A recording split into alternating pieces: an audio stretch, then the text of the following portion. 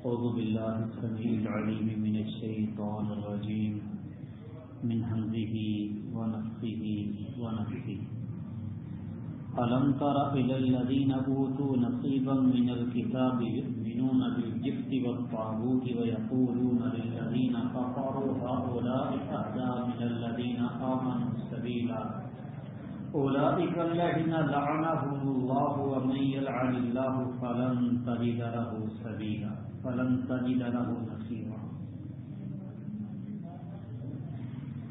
الم ترى کیا آپ نے نہیں دیکھا الی الذین ان لوگوں کی طرف اوتوا نصیبا من الکتاب جنہیں کتاب سے کچھ حصہ دیا گیا یؤمنون بالجبت والطاغوت وہ بتوں اور طاغوت پر ایمان لاتے ہیں ویقولون اور وہ کہتے ہیں للذین کفروا ان لوگوں کے بارے میں جنہوں نے کفر کیا یعنی کافروں کے بارے میں وہ لوگ یہ کہتے ہیں ہؤلاء اہدی من الذین آمنوا سبیلا یہ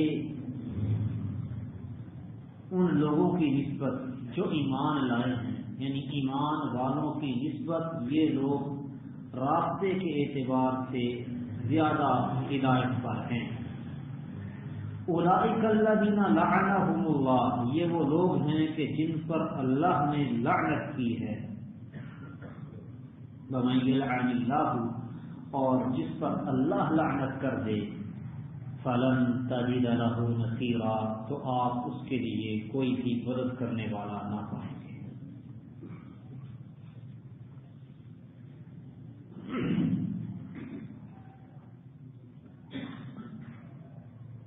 اللہ سبحانہ و تعالی نے اہل کتاب کی خرابیوں کا تذکرہ شروع کیا ہوا ہے کہ یہ کس کس طرح کی سازشیں اور اللہ کی نافرمانی اور حکم عدولیاں کرتے ہیں۔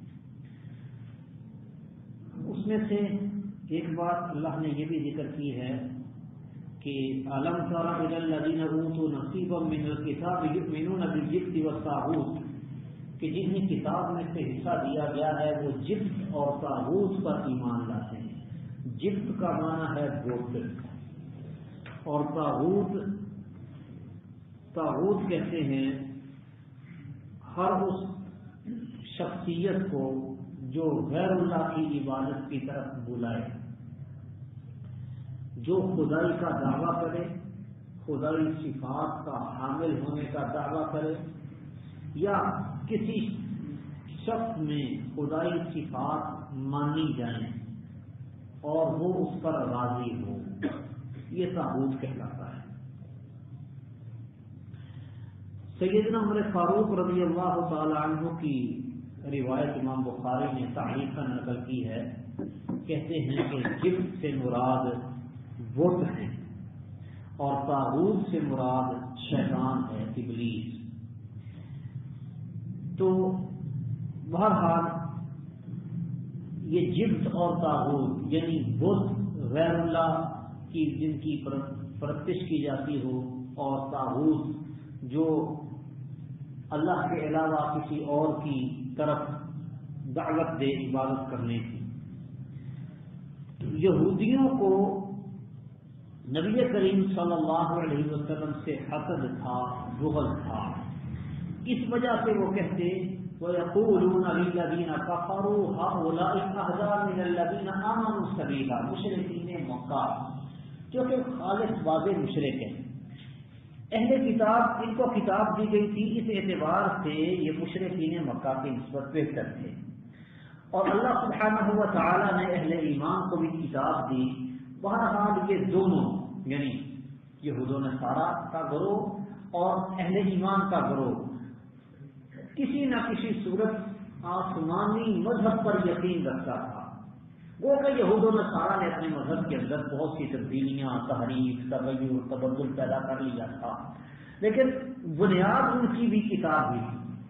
اب یہ کیا تھا کہ نبی کریم صلی اللہ علیہ وسلم کے ساتھ حسد اور بغض کی وجہ سے مشرکین مکہ کو کہتے کہ اے مشرکین مکہ تم ان مسلمانوں کی نسبت زیادہ ہدایت پر ہو، وَيَقُولُونَ لِلَّذِينَ كَفَرُوا، اور کافروں کے بارے میں وہ کہتے هَؤُلَاءِ أَهْدَىٰ مِنَ الَّذِينَ آمَنُوا سَبِيلًا، کہ یہ کافر یعنی مشرکین مکہ ایمان والوں سے اہل اسلام کی نسبت زیادہ راہ راست پر ہیں۔ ایمان والے جو ہیں، مسلمان جو ہیں، وہ تو مشرکین مکہ سے بھی گئے گزرے۔ اس طرح کی باتیں یہود اپنے جلن اور حسد کی وجہ سے کیا کرتے تھے۔ اصل میں ان کی حسد کی وجہ وہ یہی تھی کہ نبوت اور ریاست دینی یہ بنو اسحاق سے نکل کر بنو اسماعیل میں چلی گئی۔ انہیں اس بات کا حسد تھا کہ وہ کہتے کہ ہم مسلسل انبیاء ہمارے اندر سے ہی آ رہے ہیں، بنو اسحاق میں سے ہی، تو اب یہ بنو اسماعیل میں سے آخری نبی کیوں آ گیا؟ یہ بھی ہم میں سے ہی ہونا چاہیے تھا۔ اللہ تعالیٰ فرماتے ہیں اولئک الذین لعنهم اللہ، یہ وہ لوگ ہیں کہ ان پر اللہ نے لعنت کی ہے، ومن یلعن اللہ فلن تجد له نصیرا، اور جس پر اللہ لعنت کر دے آپ اس کے لیے کوئی بھی مددگار نہ پائیں گے۔ ام لهم نصیب من الملک، کیا ان کے لیے بادشاہی میں سے، سلطنت میں سے کچھ حصہ ہے؟ فَإِذَا لَا يُؤْتُونَ النَّاسَ نَقِيرًا، پھر تو وہ لوگوں کو تل برابر بھی نہیں دیں گے۔ نقیر، نقیر اصل میں کہتے ہیں کھجور کی گٹلی، کھجور کی گٹلی کے پیچھے ایک طرف لائن ہوتی ہے، دوسری طرف اس کی بیک سائڈ سے چھوٹا سا ایک سوراخ ہوتا ہے۔ کبھی کھجور کی گٹلی سے جب انگوری نکلتی ہے تو وہ اسی سوراخ میں سے ہی اس کی کونپل باہر کو نمودار ہوتی ہے، وہیں سے اس کی جڑ نکلتی ہے۔ وہ جو باریک سا سوراخ ہے اس کو نقیر کہتے ہیں، مطلب بالکل تھوڑا سا بھی نہیں دیں گے۔ ام لہم نصیب من الملک، کیا ان کے لیے ملک سے، سلطنت میں سے، بادشاہت میں سے کچھ حصہ ہے؟ اگر ان کو سلطنت مل جائے فَإِذَا لَا يُؤْتُونَ النَّاسَ نَقِيرًا، تو وہ لوگوں کو تل برابر بھی نہیں دیں گے، یعنی حقیر تھوڑا سا معمولی سا بھی نہیں دیں گے۔ گزشتہ آیت میں تو اللہ سبحانہ و تعالی نے بتایا کہ یہود و نصارہ نبی کریم صلی اللہ علیہ وسلم سے عداوت، بغض اور حسد کی وجہ سے کیا کرتے کہ اہل شرک کو اہل توحید پر ترجیح دے رہے تھے۔ مسلمان اللہ واحد کی عبادت کرنے والے، یہود و نصارہ کے دین میں بھی اللہ واحد کی عبادت یہی ان کا مذہب تھا، اور ویسے تو ملت ابراہیمی جس کا دعویٰ مشرکین مکہ کرتے تھے اس سے بھی اکیلے اللہ کی عبادت کا ہی حکم تھا۔ تو اب جو لوگ اللہ واحد لا شریک کی عبادت کرتے ہیں، شرک سے بچے ہوئے ہیں، ان کی نسبت مشرکین کو بہتر قرار دے رہے ہیں۔ اور پھر یہاں پہ اس دوسری آیت میں اللہ سبحانہ و تعالی نے ان کے بخل اور حسد کو اور کھول کر واضح کر کے بیان کیا ہے۔ بخل کیا ہوتا ہے کہ اللہ سبحانہ و تعالی نے جو نعمت دی ہے، اللہ نے جو نعمت عطا کی ہے، اس نعمت کا فائدہ دوسرے تک نہ پہنچنے دینا، یہ بخل ہے کہ اس کو اپنے پاس ہی، اپنی حد تک ہی روک کے رکھنا کہ کوئی دوسرا اس سے فائدہ نہ اٹھا لے۔ تو اور حسد جو ہے وہ یہ ہوتا ہے کہ اللہ تعالیٰ نے اگر کسی دوسرے کو نعمت دی ہے تو اس پر جلن کہ اس کو وہ نعمت کیوں مل گئی، اس سے چھین جائے، ختم ہو جائے، مجھے ملے یا نہ ملے لیکن اس سے ختم ہو جائے، یہ ہوتا ہے حسد۔ بخل کیا ہے کہ جو نعمت مجھے ملی ہوئی ہے وہ کسی اور کو نہ مل جائے، اور حسد کیا ہے کہ جو دوسرے کو ملی ہوئی ہے وہ اس کو کیوں ملی ہے، اس کو نہیں ملنی چاہیے، مجھے ملے چاہے نہ ملے، یہ ہے حسد۔ تو ان یہود میں حسد اور بخل یہ دونوں چیزیں موجود تھیں، حسد بھی کرتے تھے اور بخل بھی کرتے تھے۔ تو بخل ان کا یہ تھا کہ جو اللہ سبحانہ و تعالی نے ان کو احکامات دیے اور کتاب ان کو عطا کی، اب وہ اس کتاب میں کسی دوسرے کو حصے دار نہیں بنانا چاہتے،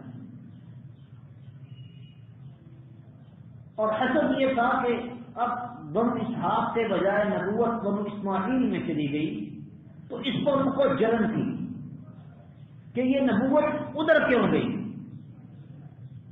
ادھر نہیں جانی چاہیے، یہ حسد تھا ان کے اندر۔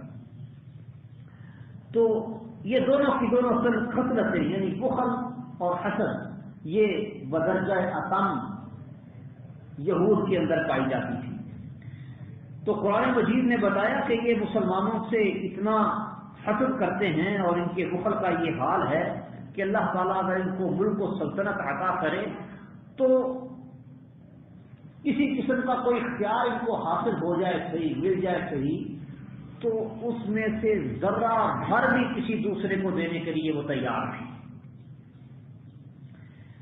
تو یہ جو ہے نا نقیر، یہ بطور ضرب المثل استعمال ہوتا ہے انتہائی حقیر اور معمولی چیز کے لیے۔ جیسے ہمارے ہاں تل بالکل چھوٹا سا دانہ ہوتا ہے، ضرب المثل کے طور پہ استعمال کیا جاتا ہے کہ ایک تل بھی کسی کو دینے کے لیے تیار نہیں۔ اسی طرح اہل عرب میں نقیر کا لفظ استعمال ہوتا ہے۔ نقیر وہ مٹلی کا سراخ، اس کا حقیقی معنی وہ ہے سراخ۔ ام یحسدون الناس علی ما آتاہم اللہ من فضلہ، کیا وہ لوگوں سے حسد کرتے ہیں علی ما آتاہم اللہ من فضلہ، اس چیز پر جو اللہ نے انہیں دی ہے اپنے فضل سے۔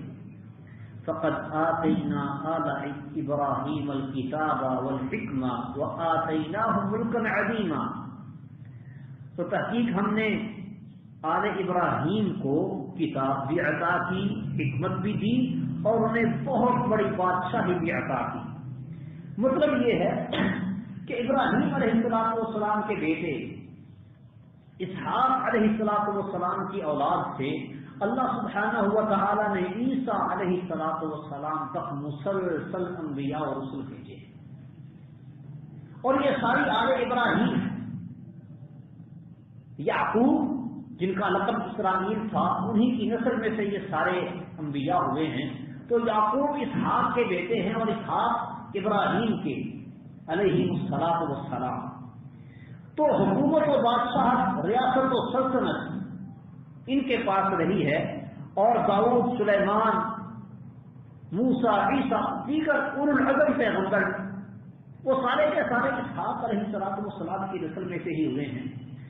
اب بنو اسماعیل میں سے رسول اللہ صلی اللہ علیہ وسلم کو مبعوث کیا گیا ہے، رسالت ملی ہے، تو یہ لوگ حسد کیوں کر رہے ہیں؟ ام یحسدون الناس علی ما آتاہم اللہ من فضلہ، اللہ نے اپنے فضل سے جو چیز لوگوں کو دے دی ہے اس پر یہ حسد کیوں کرتے ہیں؟ اپنے فضل سے دی مطلب نبوت، دین و دنیا کی وہ عزت جو کتاب کی برکت سے حاصل ہوئی، اور حکمت سے مراد اس کتاب کا فہم۔ فقد آتینا، ہم نے دی ہے آل ابراہیم کو الکتاب والحکمہ، کتاب بھی اور حکمت بھی، یعنی کتاب بھی ان کو دی اور حکمت، یعنی اس کتاب کا فہم جو انبیاء کرام صلوات اللہ علیہ مجمعین نے ان نازل ہونے والی کتابوں کے بارے میں وضاحت اور صراحت کی۔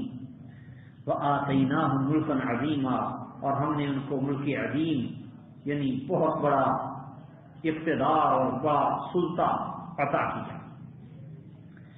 فمنہم من آمن بہ ومنہم من صد عنہ، سو ان میں سے کچھ ایسے ہیں جو اس پر ایمان لے آئے فمنهم من صد عنه، اور ان میں سے کچھ ایسے ہیں جو اس سے رک گئے، وکفا بجہنم سعیرا، اور جہنم ہی کافی ہے سعیرا، دہکتی ہوئی، جلانے والی۔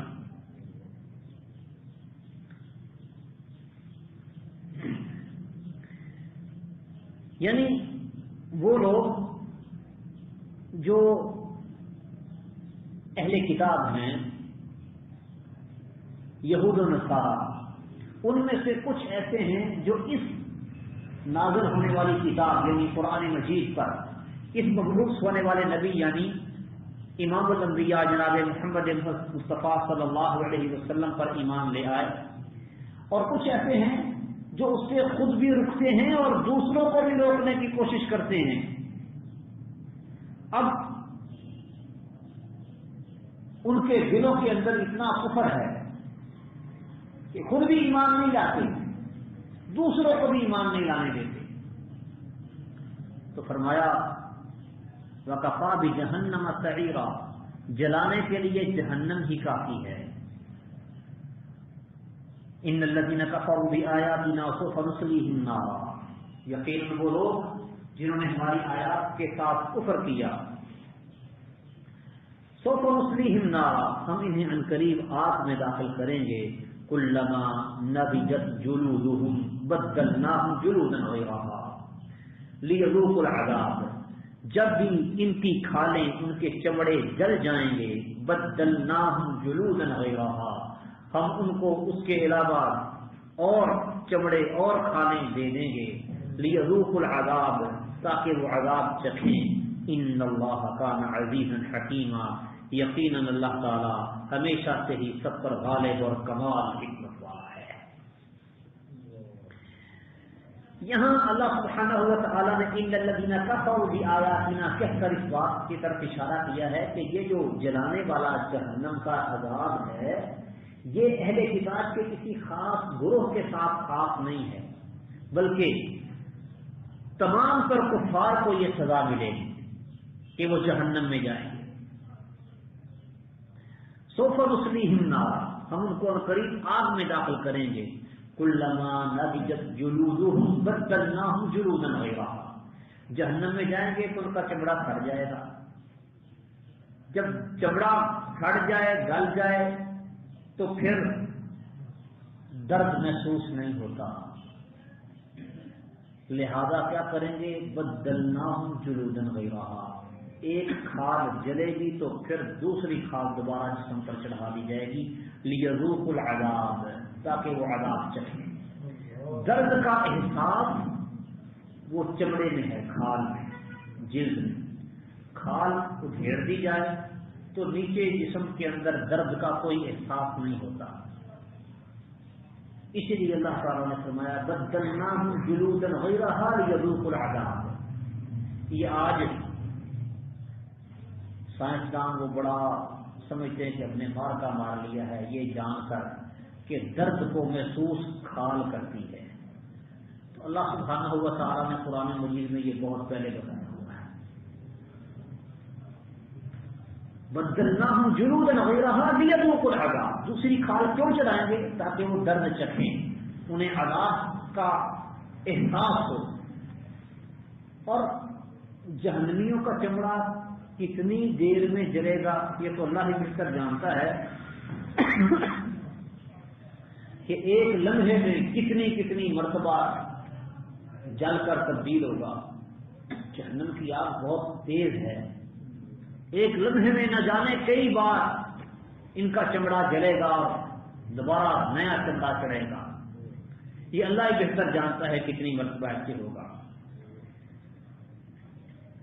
حدیث کے اندر اس بات کی اتنی صراحت تو ہے کہ کافر کا جو جسم ہے وہ جہنم میں بہت بڑا کر دیا جائے گا، بہت بڑھا دیا جائے گا اس کا جسم۔ کافر کے کان کی کومپل، کان کی نیچے والی لوب اور کندھے کے درمیان 70 سال کا فاصلہ ہوگا،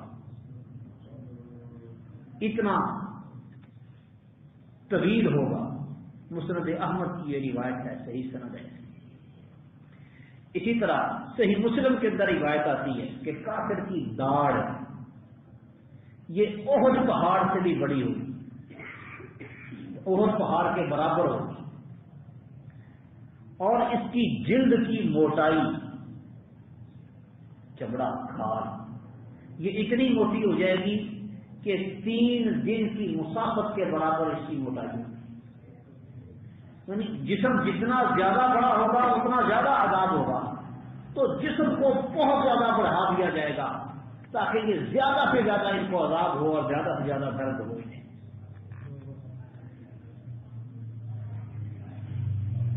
ان اللہ کان عزیزا حکیما، یقینا اللہ ہمیشہ سے ہی نہایت غالب اور کمال حکمت والا ہے۔ والذین آمنوا وعملوا الصالحات سندخلهم جنات تجری من تحتها الانہار خالدین فیہا ابدا۔ اور وہ لوگ جو ایمان لے آئے اور انہوں نے نیک عمل کیے، سندخلهم جنات، ہم ان کو ایسے باغات میں داخل کریں گے، ایسی جنتوں میں داخل کریں گے، تجری من تحتها الانہار، جن کے نیچے سے دریا بہتے ہیں، خالدین فیہا ابدا، وہ اس میں ہمیشہ ہمیشہ ابد تک رہیں گے۔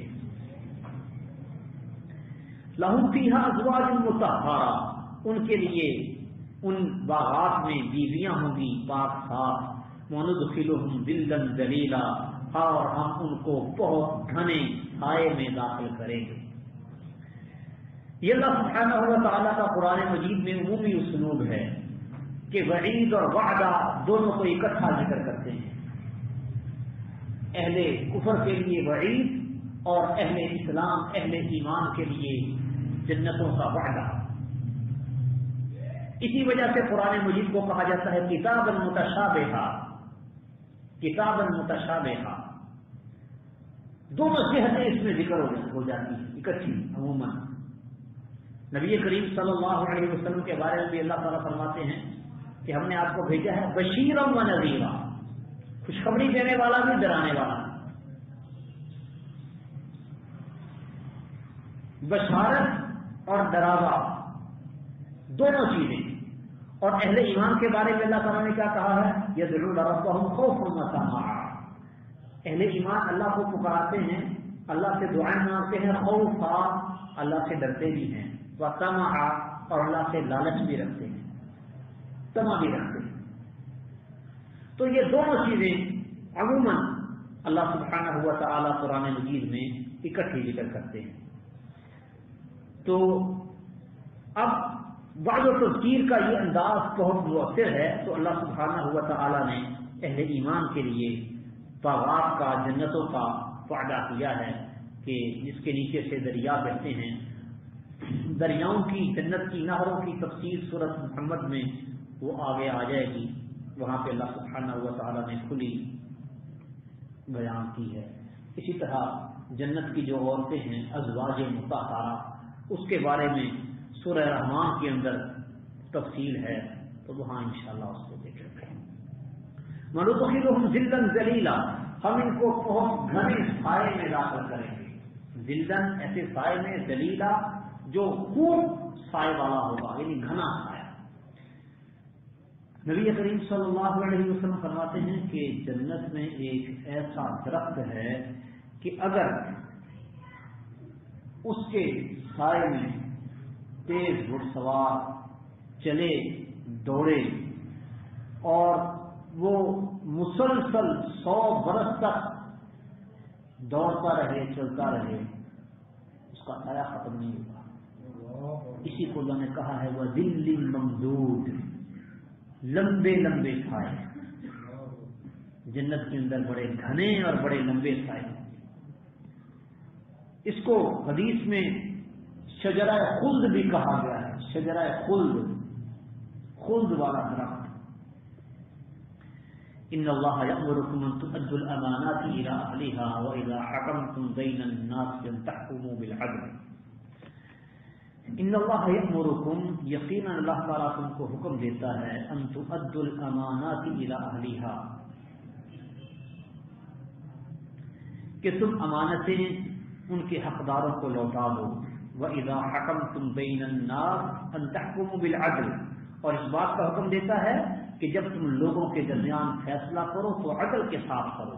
ان اللہ نعم ما یعظکم بہ، یقیناً اللہ تعالی تمہیں اس کے ساتھ بہت اچھی نصیحت کرتا ہے.